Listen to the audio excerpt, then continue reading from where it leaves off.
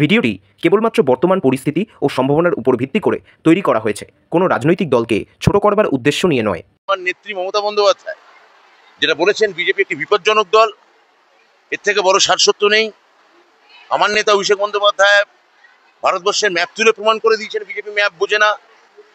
SIR যে আপনাদের বলি, মায়ানমার থেকে যদি রোহিঙ্গারা এখানে ঢোকে, আমার নেতা অভিষেক বন্দ্যোপাধ্যায় পরিষ্কার দেখিয়েছেন, তার মধ্যে ভুলে যাবেন না মায়ানমার মানে বার্মা থেকে ওই রাস্তা, কলকাতা আসার রাস্তা, পশ্চিমবঙ্গ, এই রাস্তা হচ্ছে আজাদিন ফৌজ আসার রাস্তা।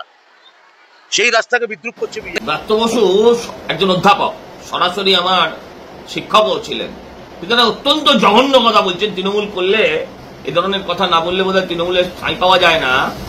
তিনি একটা বলেছেন বিপজ্জনক দল বিজেপি। আমি মানছি, চোরেদের জন্য বিপজ্জনক, তৃণমূলের জন্য বিপজ্জনক, অনুপ্রবেশকারীদের জন্য বিপজ্জনক, দেশের শত্রুদের জন্য বিপজ্জনক, এটা আমি মানছি। একজন বাঙালি হয়ে, একজন ভারতীয় হয়ে তিনি বললেন মায়ানমার মানে বার্মা, আর বার্মা হচ্ছে নেতাজির পথ, আজাদ হিন্দ বাহিনীর পথ, এটা যেন ভুলে না যায়।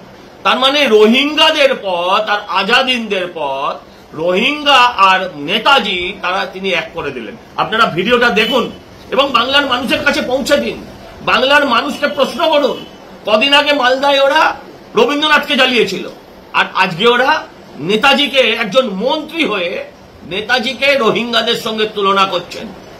বাঙালি হিসেবে লজ্জা, ভারতীয় হিসেবে লজ্জা। এর পদত্যাগ চাই আমরা। এর বিরুদ্ধে ফৌজদারি মামলা করার জন্য আমি আমার দলকে অনুরোধ করব। এর বিরুদ্ধে অ্যাকশন চাই একজন বাঙালি হিসেবে। কোথায় আজকে বাংলা পক্ষ? তারা তাই কোনো কথা বলছে না, বেটা দালালরা সব। ভিডিওটি ভালো লাগলে অবশ্যই একটি লাইক করে দিন, কমেন্টে জানান আপনাদের মতামত এবং অবশ্যই সাবস্ক্রাইব করুন আমাদের চ্যানেল নিউজ 16 বাংলা। ধন্যবাদ।